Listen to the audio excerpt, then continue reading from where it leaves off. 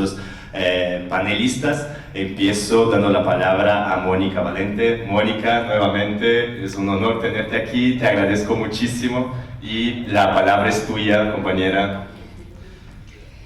Muchísimas gracias, Gabriel. Josélio tiene toda razón de decir que tú eres un joven brillante con un español belísimo, lo que mejoró por lo menos el nivel del español que nosotros los brasileños hablamos. Josélio habla portuñol, yo un portuñol menos peor, pero Gabriel habla español. Solamente para um saludo e, em primeiro lugar, agradecer à ISP e à Fundação Ebert por la invitação para esse momento importantíssimo de essa discussão que, como ha dicho a companheira Luciana Giotto, é a discussão do coração do neoliberalismo em nossa região e no mundo. Saludar também a mi querido companheiro Esteban Silva. Nosotros somos companheiros, miembros de nuestros partidos están en el Foro de São Paulo. Ustedes certamente saberán que yo soy del Partido de los Trabajadores en Brasil. Yo fui de la ISP porque empecé mi vida política en el Sindicato de Salud do Estado de São Paulo, junto com Josélio, no siglo passado, e trabalhei muitos anos, como ha dicho Gabriel, em la ISP, e luego desde 2014 en el Partido de los Trabajadores em sua direção nacional, um período cuidando de toda a área internacional do PT, e agora, desde 2019, especificamente focalizando a ação partidária de meu partido em América Latina e o Caribe e o Foro de São Paulo. Bueno, eu queria começar dizendo que mis aportes, mis reflexões acá serão de cunho político partidista, quer dizer, uma análise, tentarei ser uma análise de como nós estamos mirando esta conjuntura em América Latina e o Caribe, evidentemente frente a ele cenário global, que é um cenário super complexo, cambiante e com muitos desafios, muitas dúvidas de todos nós e nosotras, pero desde o ponto de vista de quienes somos militantes partidistas que buscamos, assim como todos nós, cambiar a correlação de forças em nossos países e em nossa região para mudar os modelos que se nos impõem. Neste sentido, eu quisera começar dizendo que a América Latina, nos últimos 24 anos, pero neste momento também, é marcada por uma disputa fortíssima entre dois modelos. O modelo neoliberal e o modelo antineoliberal, que nesta categoria antineoliberal tem uma miríade de alternativas, de tentativas, de experiências importantíssimas para construir um modelo alternativo ao neoliberalismo.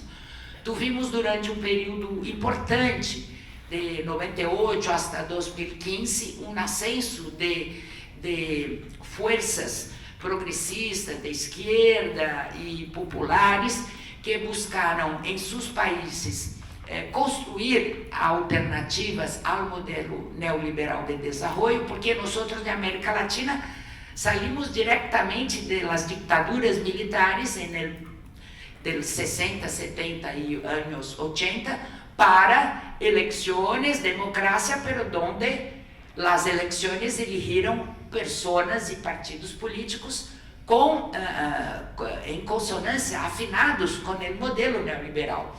Então, é somente a partir de 98, 2000, que as forças antineoliberais, progressistas, populares, de esquerda, social-demócratas e de uma pluralidade muito grande, começaram ganhando eleições e buscando construir em seus países essas alternativas ao neoliberalismo.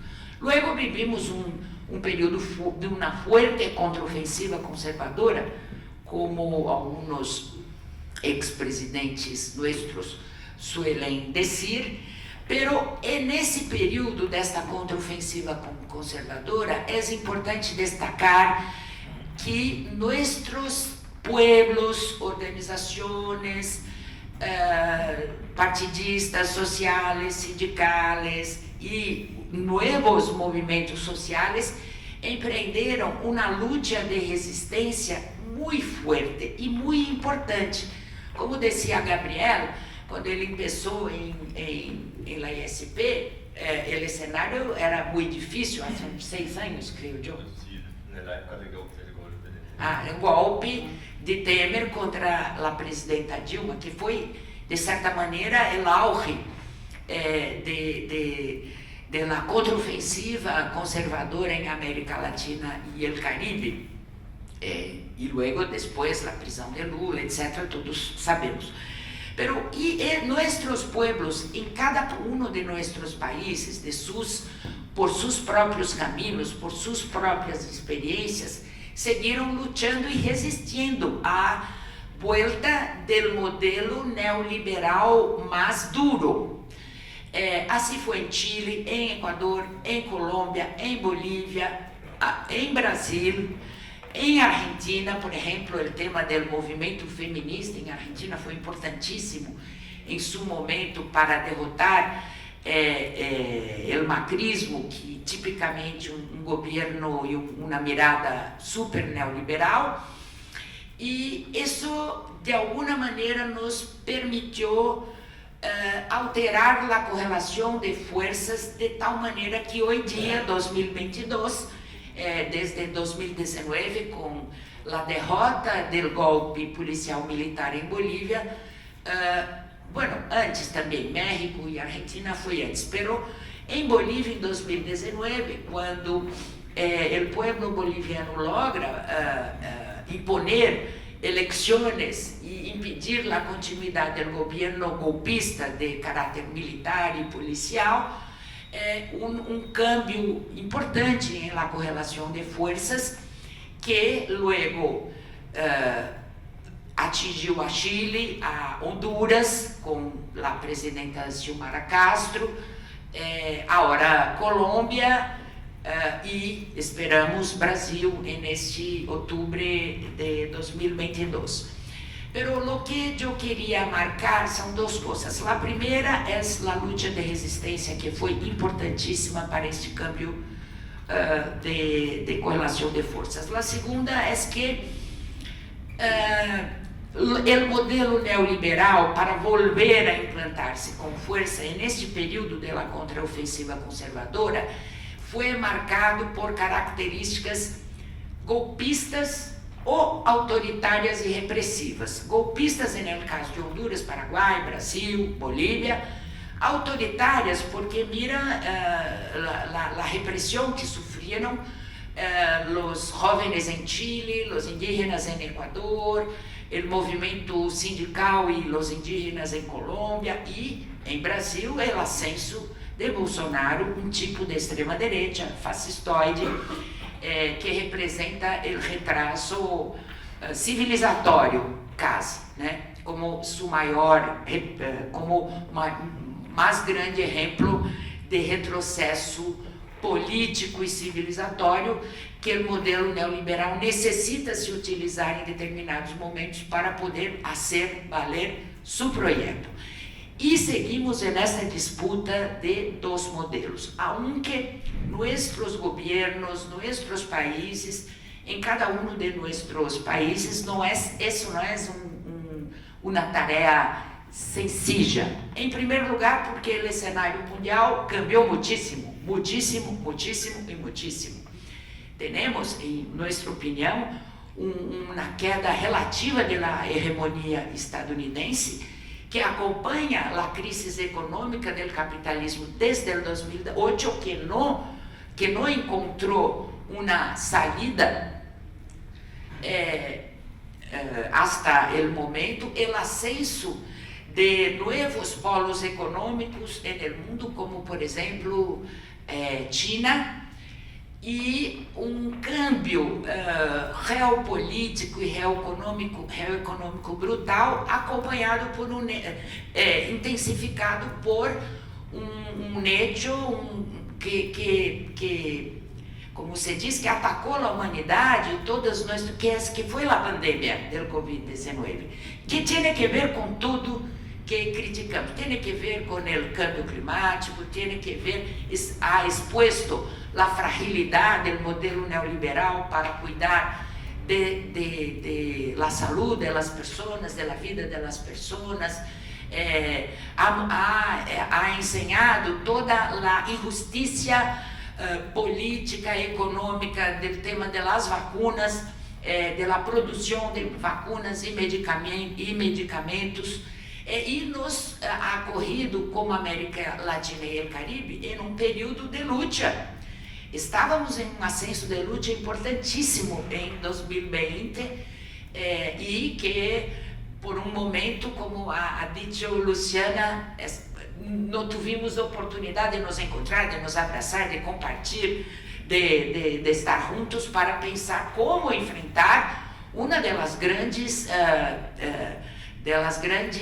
tragédias da humanidade, que é a Covid-19, que sigue, aunque obviamente com outras características, pero lo que é importante dizer é que a pandemia não se finiquitou, há outra pandemia, é possível que outras pandemias venham e seguimos com nossos sistemas de saúde, com o domínio das big pharmas, a falta de regulação, etc, etc. Bueno, é neste cenário que estamos. A nosso juízo, e com isso vou tentar cerrando, neste cenário onde logramos cambiar a correlação de forças em América Latina e o Caribe com a vitória destes governos progressistas, populares e de esquerda, há diferenças, há uma pluralidade muito grande e é importante que seja assim. Por exemplo, o Foro de São Paulo, que eu sou a secretária executiva, Esteban sabe, a complexidade que é construir consensos nesta diversidade, nesta pluralidade. Mas uma coisa muito importante que nos une a todos no foro é, em primeiro lugar, a luta anti-imperialista, que para a América Latina e o Caribe tem todo sentido histórico, incluso que vem desde a luta contra as ditaduras militares, que de hecho foram apoiadas por os diferentes governos estadunidenses. Pero a segunda coisa que nos une é a tentativa de construção de um modelo econômico, social, alternativo ao neoliberalismo. Como vemos que isso se pode construir, este modelo? No plano nacional, nossos governos cambiam o rol do Estado, intentam fazer com que os serviços públicos não sejam cada vez mais transformados em mercadorias do sistema financeiro internacional. É uma luta constante. O tema do desenvolvimento e da justiça social, da luta contra o hambre, como dizia Gabriel, luta contra o desemprego.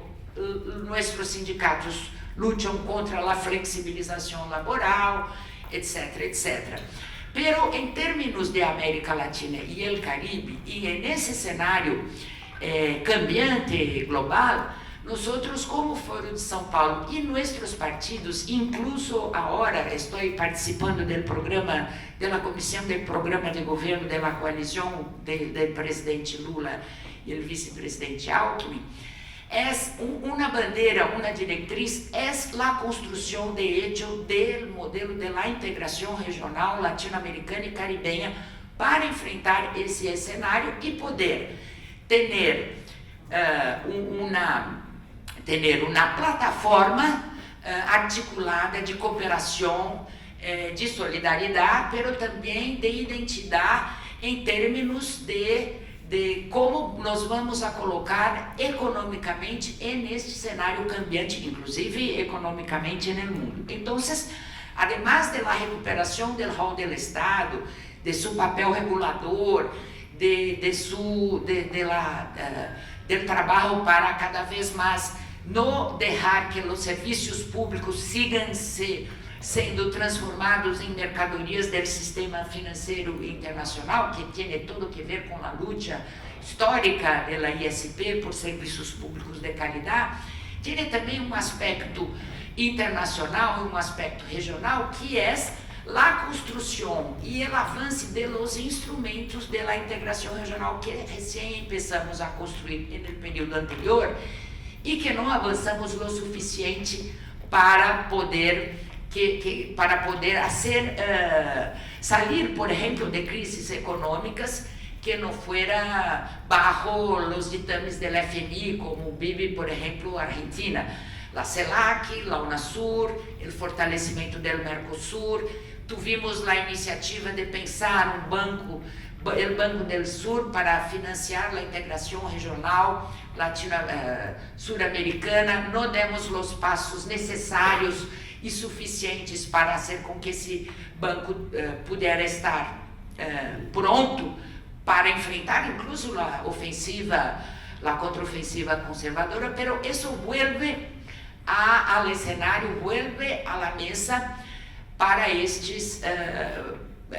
nestes países que logramos cambiar a correlação de forças. É claro que tem diferenças em cada um dos países. Por exemplo, para o Brasil, e isso é uma aposta que nós, como partido, como PT e a coalizão de Lula-Alckmin apostamos, é uma integração regional, o fortalecimento desses organismos multilaterais, pero com uma aposta em la integração, começando por alguns temas, alguns assuntos, integração, por exemplo, energética, tendo em vista que devemos ter um programa forte de desenvolvimento e reindustrialização, pero com a transição ecológica. Não podemos fazer apostas de reindustrialização e desenvolvimento sem ter em conta os cambios climáticos e a necessidade de nossa região de proteger o meio ambiente, etc. Não é uma tarefa sencilla nem fácil e tampouco há todas as soluções sobre a mesa. Pero também uma outra coisa é que temos que ter em conta que a integração regional necessita ter uma forte componente de correção de las assimetrias entre as economias e os países, porque para que ter integração regional, órgãos multilaterais e acordos de outro tipo que não sejam os acordos de livre comércio, se não se aporta uma mirada de correção das assimetrias, de solidariedade e de cooperação, que de hecho não interessa só a los pequenos países e economias, mas interessa a todos nós outros como povo. E finalmente o tema, vamos a dizer, de la luta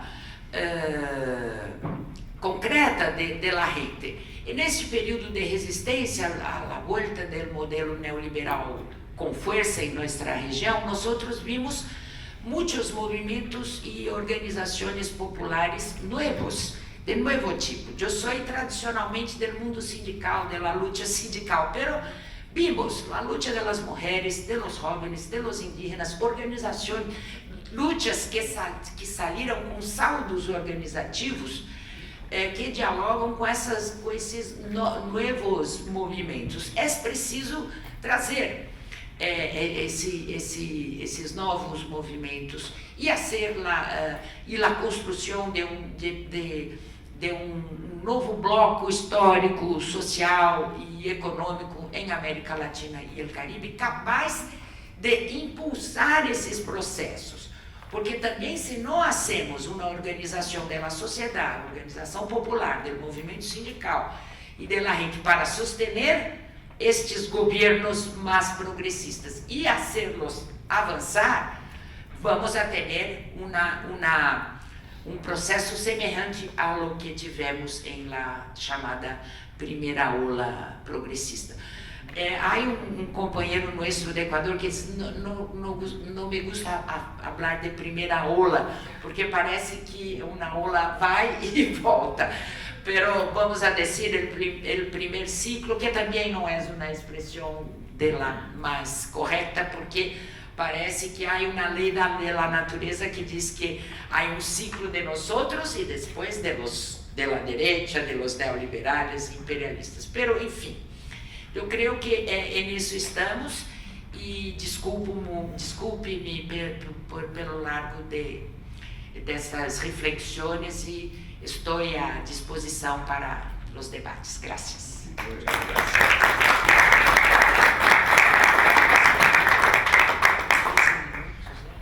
¿Por qué se me cortó, Gabriel? No, porque es una oportunidad, no hay por qué recortar. Aquí también nosotros pensamos en la agenda para que podamos desarrollar las ideas, que la gente pueda preguntar, hacer sus comentarios. Entonces, todo eso hace parte del profundizar más los temas. Bueno, entonces ahora paso la palabra al compañero Esteban para hacer sus comentarios y su presentación sobre el tema. Gracias, compañero. Bueno, buenos días a todas y a todos.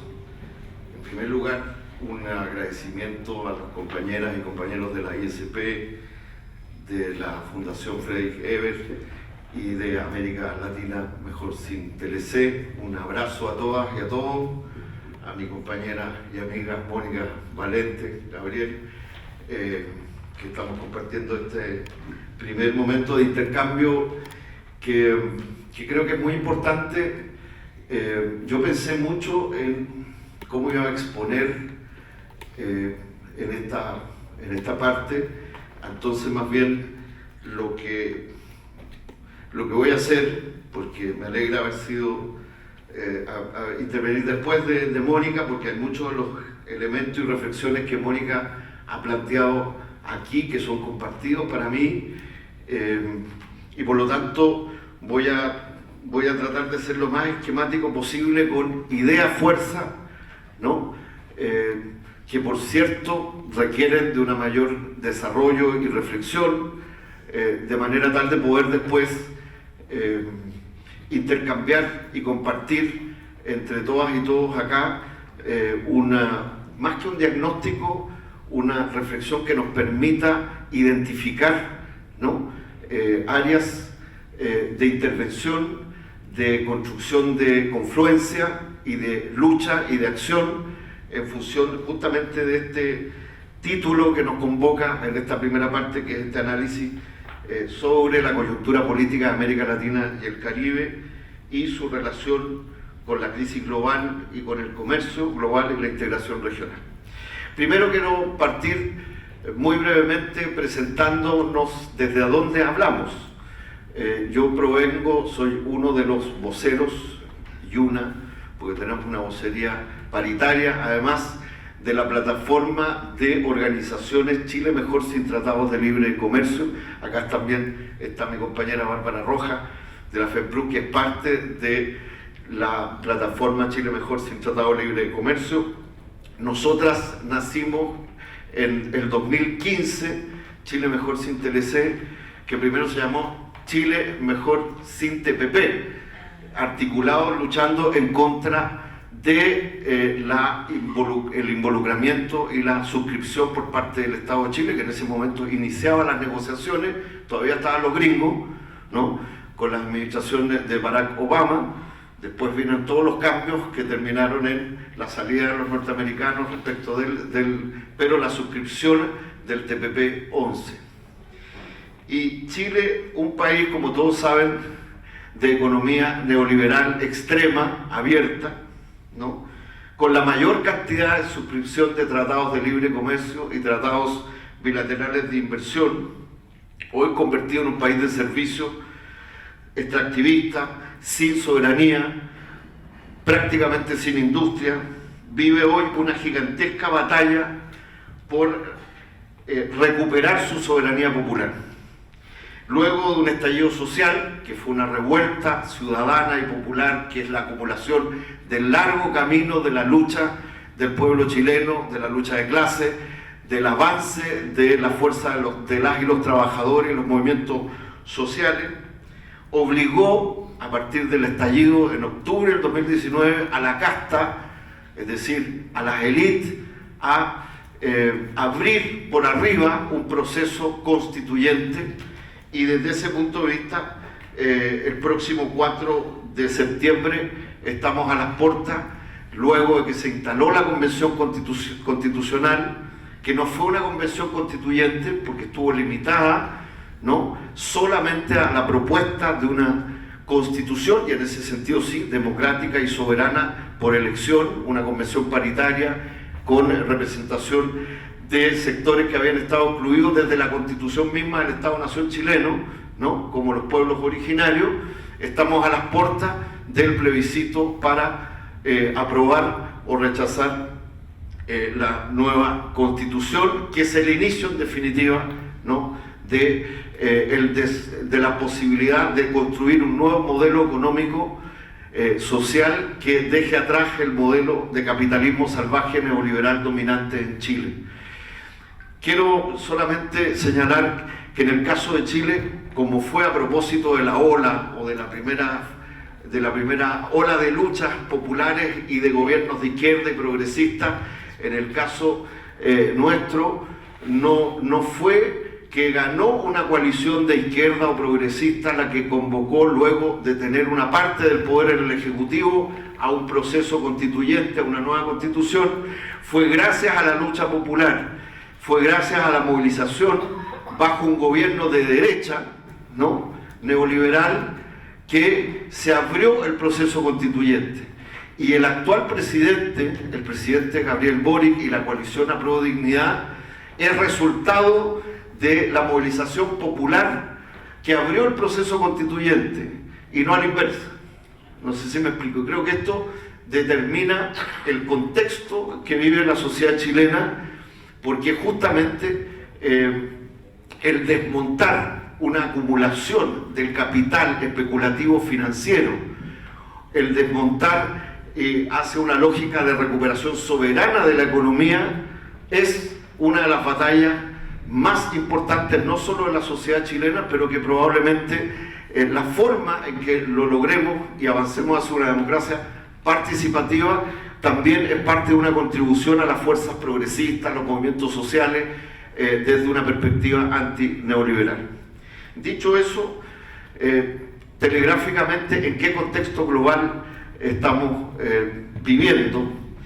Yo diría que el capitalismo globalista en crisis tiene una crisis acelerada por tres grandes factores, que no los voy a profundizar, solo los voy a mencionar. En primer lugar, en lo inmediato, en esta coyuntura, vista como una coyuntura de larga duración, en un sentido más de fondo, ¿no?, tiene uno, el impacto generado, por cierto, de la pandemia que venimos de vivir, que todavía no salimos del todo, en la economía mundial, en las relaciones del mundo. Mónica señaló un elemento que yo en eso lo simbolizo, ¿no?, el apartheid de las vacunas, ¿no?, entre los países del norte desarrollado el capitalismo global respecto a los países del sur. En segundo lugar, la guerra comercial que enfrenta al capitalismo imperial, en particular en la dirección de los Estados Unidos con China. Solamente la menciono porque es una tendencia larga. Y en tercer lugar, y ciertamente una de las que va a generar una bifurcación estratégica entre estos tres factores de larga duración, es los efectos de la guerra que enfrenta a los Estados Unidos, sus aliados de la OTAN, la Unión Europea, en contra de Rusia en el escenario de conflicto de Ucrania y también con Ucrania. Y ciertamente esto tiene los siguientes rasgos desde el punto de vista de nuestra reflexión. Uno, fin de la era expansiva. Estamos asistiendo del globalismo de libre comercio, ¿no?, y que se profundiza la fractura de la propia visión que había sido instalada de manera hegemónica por el capitalismo neoliberal y el globalismo, ¿no? Por ejemplo, la multiplicación de las sanciones drásticas por parte de Estados Unidos y Europa, ¿no? Hacia Rusia, de compras de petróleo, de gas y de carbón, la exclusión de los bancos rusos y aliados de los sistemas financieros mundiales, hasta toda la iniciativa de suspender a Rusia de la Organización Mundial de Comercio, lo que ocurrió a partir del 11 de marzo, cuando la OTAN excluyó a Rusia, la OTAN y sus aliados, del régimen normal de reciprocidad que rige en el comercio mundial dominante de la OMC. Es decir, un elemento también síntesis de estos tres factores globales es que la globalización neoliberal, ¿no?, desde su concepción de expansión, que viene a tener un momento de declinación en este momento de crisis global, no es tampoco un factor de paz global, sino que al contrario, es parte de un factor de desestabilización global mundial y de peligro para la paz mundial. Y este es uno de los elementos y uno de los rasgos que va a dominar en la perspectiva el escenario global en que nos encontramos. Entonces, estamos a las puertas de un fin del unilateralismo, de la lógica dominante del gendarme imperialista, y digo gendarme imperialista no solo los Estados Unidos, yo lo veo desde la lógica, como llamaba Samir Amin, de la triada imperialista, Estados Unidos, Unión Europea y el Japón en el Asia.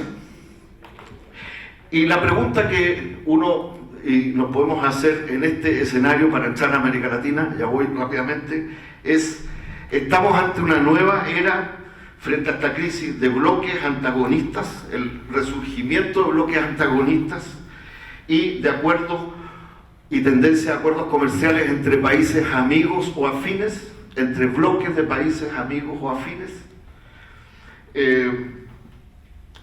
Estamos ante el reforzamiento o reestructuración también de grandes tendencias multipolares en una disputa hacia una multipolaridad. Vemos lo que ha pasado con el resurgimiento, voy a usar una categoría que puede ser todavía anterior, pero que es del movimiento no alineado, le hace las votaciones de los países africanos, el rol que está jugando Argelia sobre los temas frente a la guerra, pero sobre los temas energéticos e intercambio con los países europeos, el fortalecimiento de una tendencia de mayor protagonismo como esfera de influencia, pero de construcción del BRICS, de los BRICS, incluyendo, ¿no?, las solicitudes de nuevas membresías de países como la Argentina, ¿no?, en el campo nuestro, o de Argelia en el ámbito del África.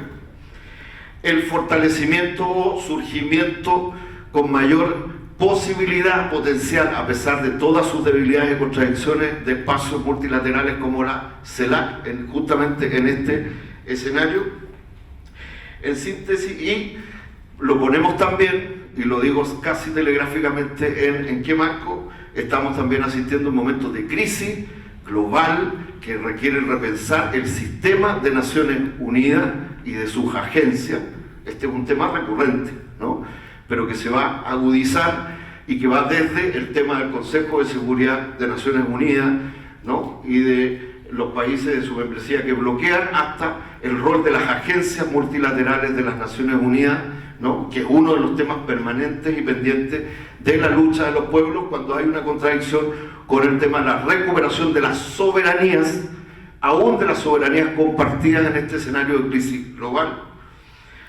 Hay un aumento en el recalentamiento de esta economía en crisis capitalista, sí, del rol, de la influencia, del desarrollo del complejo militar industrial de los países del capitalismo central, ciertamente, no solo a partir de la guerra, y eso va a tener consecuencias fundamentales hacia el próximo periodo. Estamos a las puertas de una profundización de una crisis alimentaria mundial. Me quedo con las advertencias y los estudios y los señalamientos que ha hecho organismos como la FAO y otros organismos multilaterales. Esto también implica la caída de la producción de fertilizantes, ¿no?, para el agro, de los temas de producción alimentaria, etc. Lo pongo ahí como marcos globales. Y en ese contexto, América Latina y el Caribe, como bien señalaba Mónica, es un territorio en disputa, ¿no? Hay un avance de una nueva ola de luchas populares, tanto de movimientos sociales como de las fuerzas políticas que expresan al mundo de los trabajadores, campesinos y movimientos sociales y populares y las fuerzas de izquierdas, de carácter diverso, distinto, en una cierta tendencia global, en luchas por recuperar soberanías de carácter soberanista, antineoliberales y de búsquedas de construcción de alternativas.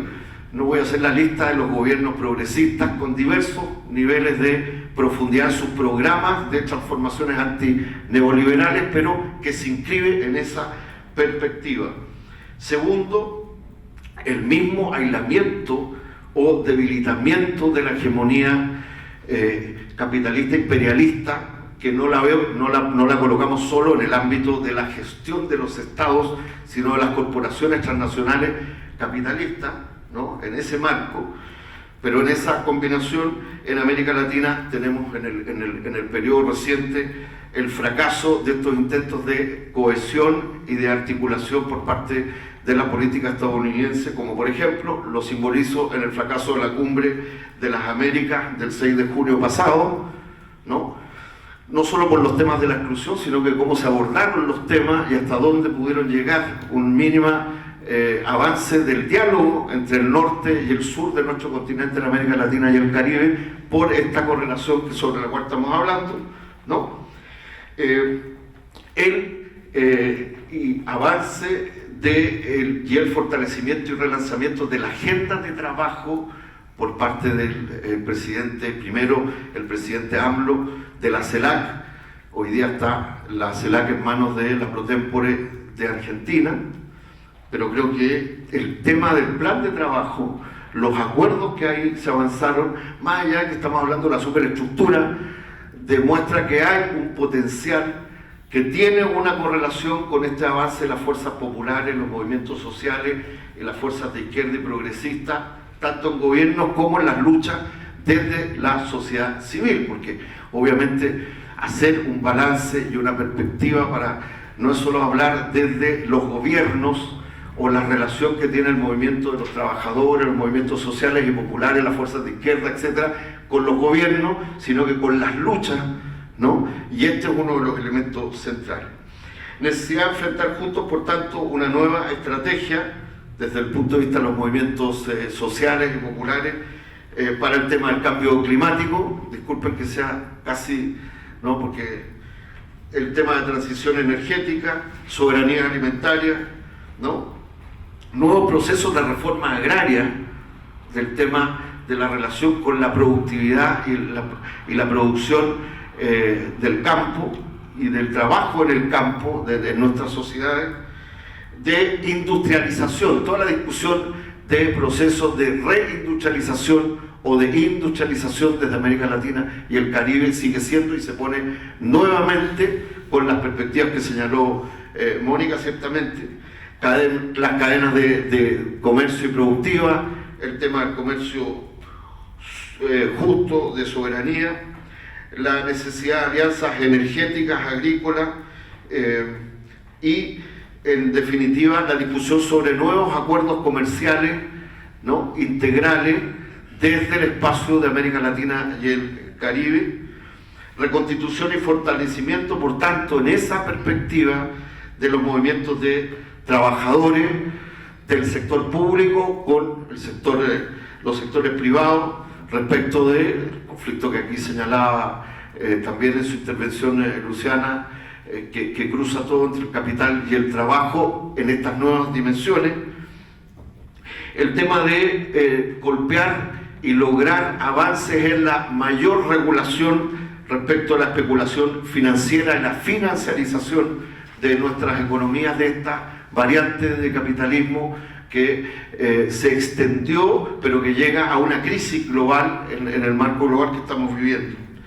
Por lo mismo, se hace fundamental una nueva concertación social y política anticapitalista, que tiene dimensiones antiimperialistas en sus diferentes niveles, para la construcción en América Latina de colocar en el centro el proceso de integración económico, social, de intercambio productivo, sustentable, latinoamericano, pero también en una perspectiva de la construcción de un viejo tema que fue parte central en décadas pasadas de la disputa de un nuevo cambio de era, en otro momento de crisis también del capitalismo, que fue parte central de la discusión que levantaron los movimientos, los países del sur, desde Bandung y luego en la constitución del movimiento de no alineados, que es la construcción de un nuevo orden económico mundial.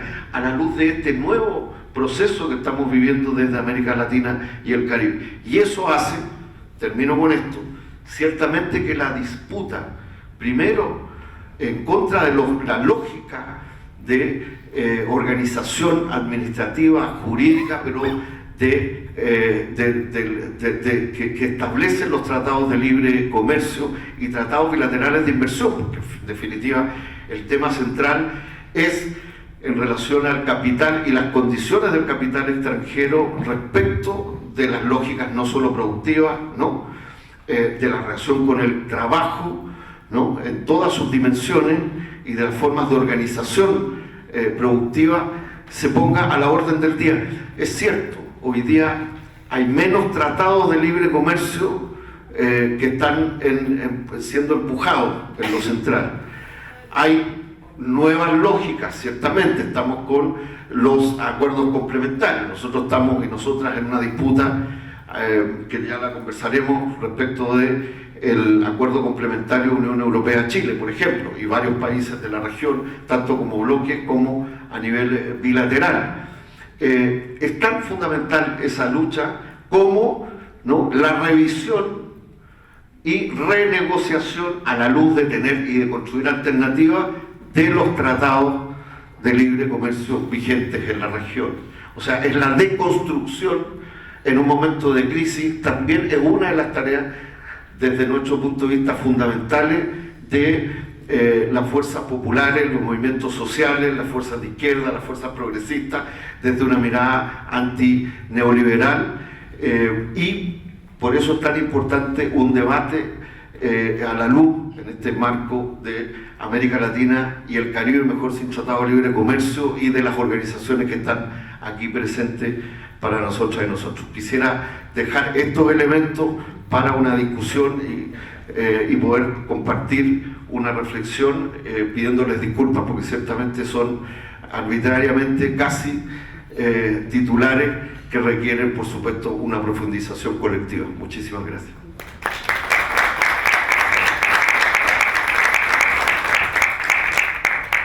Muchísimas gracias, Esteban. Buenísimo panorama de varias cuestiones centrales que vivimos hoy con relación a la política externa e interna también de los países de la región. Nosotros tenemos un poquito de tiempo antes de la pausa al primer café y yo voy a abusar un poco de mi poder como moderador para hacer una primera pregunta. Y les digo a los que tienen preguntas, vamos a tener 1 hora y media para aportes y preguntas después del café. Entonces, tanto que anoten sus preguntas como que a los que quieren poder añadir sus perspectivas sobre sus países son mucho más que bienvenidos. Pero tengo una pregunta para empezar, que es un poco en ese sentido del primer ciclo del progresismo acá en la región. Yo quería saber cómo que ustedes ven las similitudes y las diferencias con relación a los contextos globales de cuando asumieron los gobiernos en el primer ciclo y ahora que sabemos que ahora hay una crisis generalizada en el mundo, pero también en el primer ciclo había una crisis de inflación, desempleo, deuda, falta de crecimiento económico en América Latina. Entonces, un poco de esta comparación del contexto y también de las propuestas de los progresismos de la región, por así decir, con términos medioambientales, de industrialización, la posición con relación a los tratados de libre comercio. ¿Qué ustedes ven de similitudes, diferencias y cuál es la evaluación un poco más o menos cuál es el tipo de esperanza que tenemos que tener ahora y cuál es el tipo de presión que debemos ejercer en este momento. Me gustaría escuchar de ustedes sus perspectivas sobre eso.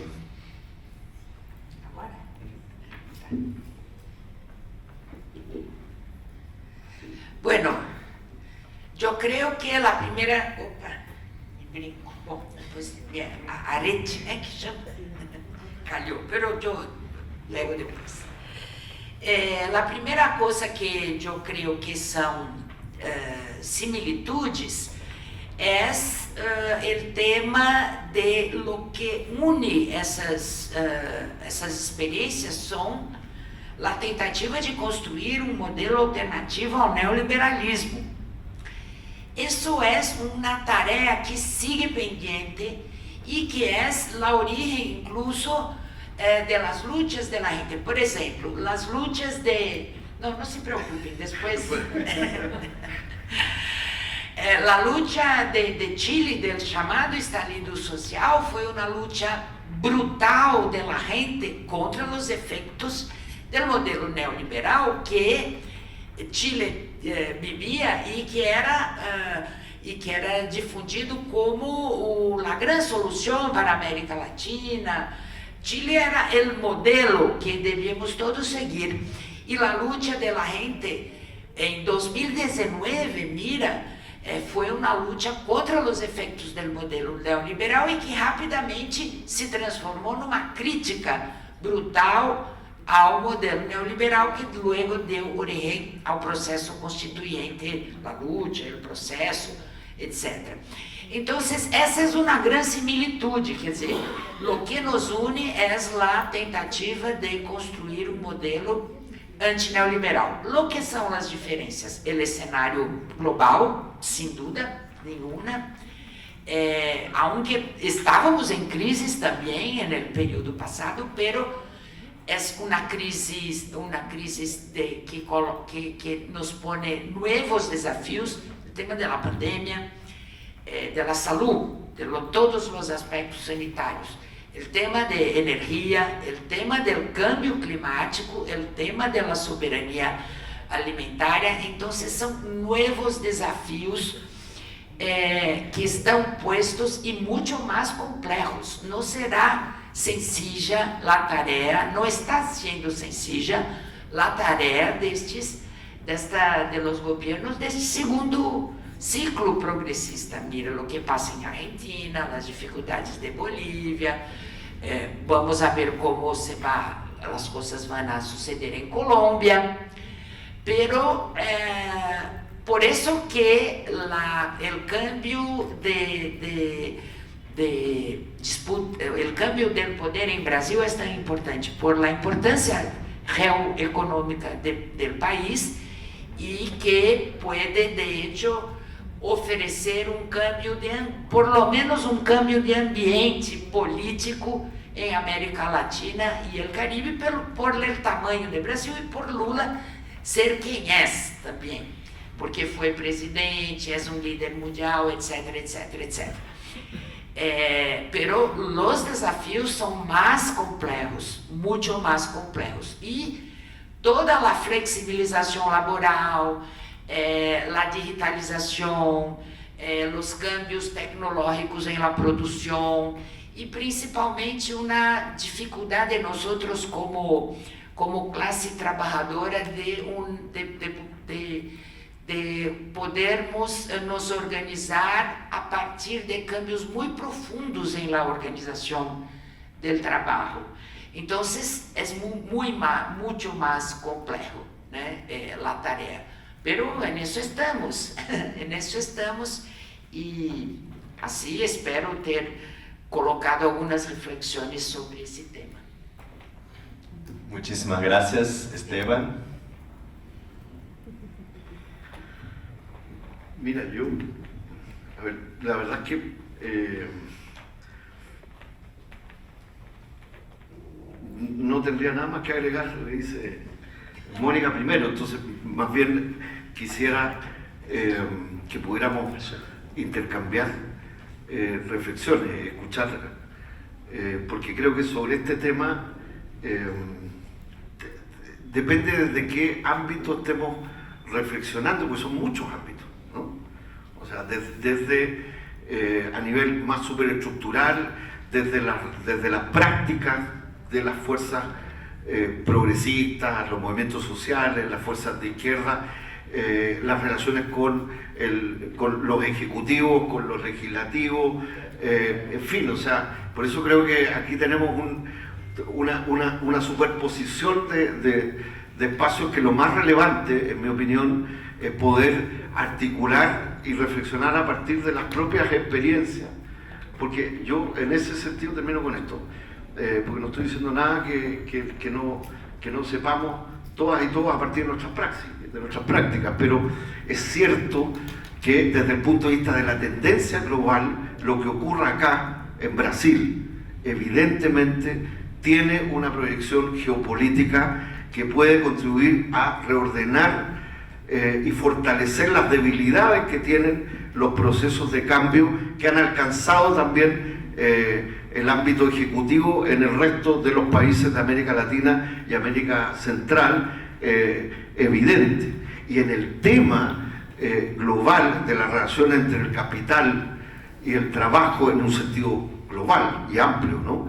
En los ámbitos también del intercambio comercial, de la globalidad de las relaciones, evidentemente este es un tema central. Por ejemplo, respecto de Chile, nada más que poner un solo ejemplo, el Brasil de Lula hasta Dilma no suscribió ningún tratado de libre comercio en las lógicas, ¿no?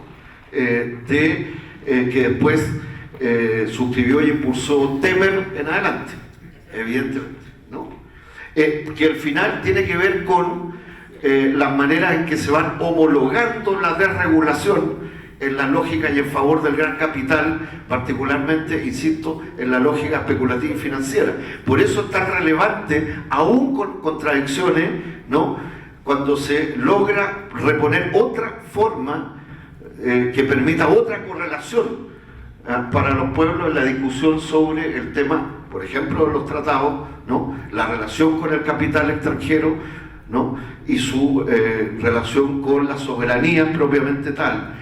Y eso para nosotras y nosotros es relevante, más allá del que queremos desear el cambio a cada uno de los pueblos en su propio proceso. Es lo que nos puede fortalecer a buscar y fortalecer la búsqueda de alternativas que tengan alguna expresión de ser más sólida. O sea, en el caso nuestro, por ejemplo, ya tenemos una discusión. Lo que ocurra el 4 de septiembre respecto a la nueva Constitución va a determinar si el gobierno, ¿no?, el actual gobierno, el presidente Boric, retrocede respecto a lo que habíamos logrado, que era que no enviara al Congreso, al Senado en este caso, como trámite legislativo de urgencia, la votación que queda un solo tramo que habíamos logrado impedirla por la movilización del pueblo. No fue por ninguna concesión gratuita, pero teníamos un acuerdo respecto del TPP-11 y ya hay una discusión dentro del propio gobierno, particularmente en los sectores más tecnocráticos, en favor de reponer y de apoyar el TPP-11, no de todos los sectores.